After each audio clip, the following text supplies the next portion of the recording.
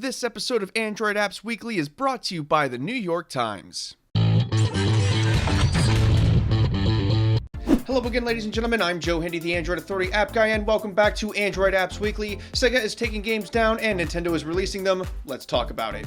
Corbin Davenport has made headlines before by getting emulators to work on Android Wear, and he's at it again. This time he used a mini VMac 2 emulator and managed to get the old Macintosh 2 OS running on Android Wear. As you can guess, it's buggy and terrible, but it does work, and that's awesome. Earlier this week, Google announced that they are going to shut down editing in Mapmaker. This comes in the footsteps of the now infamous edit that showed an Android peeing on an apple. This decision is likely to prevent things like that from ever happening again. Sega made an announcement that they will be removing games from the Play Store that do not meet their standards. It's really just some housekeeping, but some believe that the games aren't good enough, while others believe that the games aren't making enough money. We don't know which games are getting canned just yet. The Google Play Store got a new feature this week. Developers can now allow users to pre-register for applications and games that aren't out yet. If you pre-register, you'll get a notification when that app or game becomes available. There are a few titles using it already, and this can help generate buzz for their new content. In our last headline this week, Nintendo has announced that they will be releasing 5 games by the end of 2017, with the first one coming this year.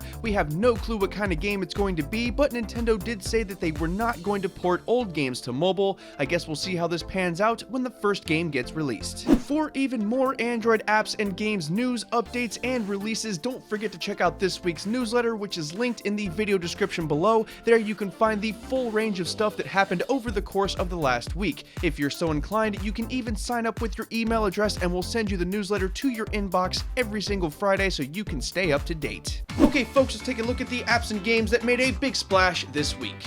Herocraft Z is a new RPG released by N Games. It features decent graphics powered by the Unity 3D engine, a full campaign mode, and the ability to assemble and build your own team. There are some online components as well that include a PvP arena. You can collect over 50 companions with various abilities. It's a freemium game through and through, but it is free to play and it doesn't look half bad. After a few weeks of waiting, the highly anticipated Snake Rewind game is now available on the Google Play Store. As you've heard, this is a revamp of the classic Snake game that adorned the cell phones of old, and the mechanics remain largely intact. The controls are a bit wonky as they rely on position-based tapping, and there are in-app purchases, which feels a bit weird, but overall it feels like a positive experience and a good source of nostalgia with a cheap price tag. Bleep is a new messaging application from, believe it or not, BitTorrent. The idea here is privacy. Messages are stored on user devices and not in the cloud like usual, while every message sent is encrypted, and the encryption keys are also stored on user devices and not in the cloud.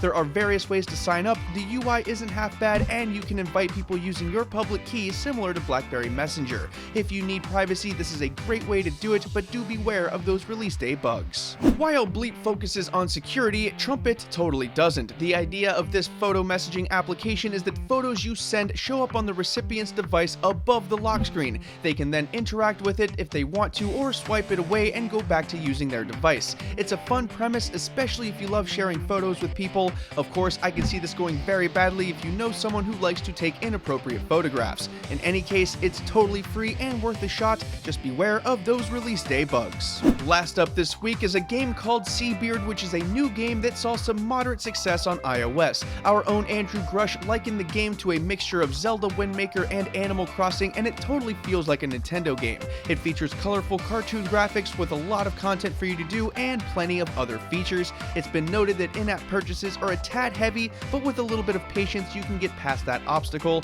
It's free to play and it's available right now.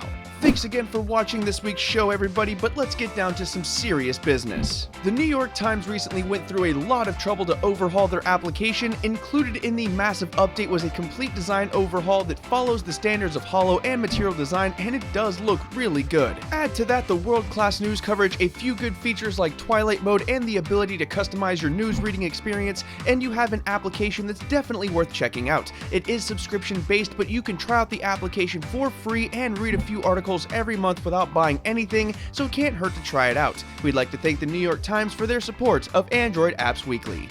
Once again, I'm Joe Hindy, the Android Authority app guy. Don't forget to subscribe to the YouTube channel, and if you're hanging out for a minute, we have a couple of awesome videos for you to watch right over there, and they're also linked in the video description below for you folks on mobile. Finally, don't forget to check out the written companion, which is in the video description below, and hey, don't forget to sign up for that newsletter. As always, thanks for watching, everybody, and have a wonderful weekend.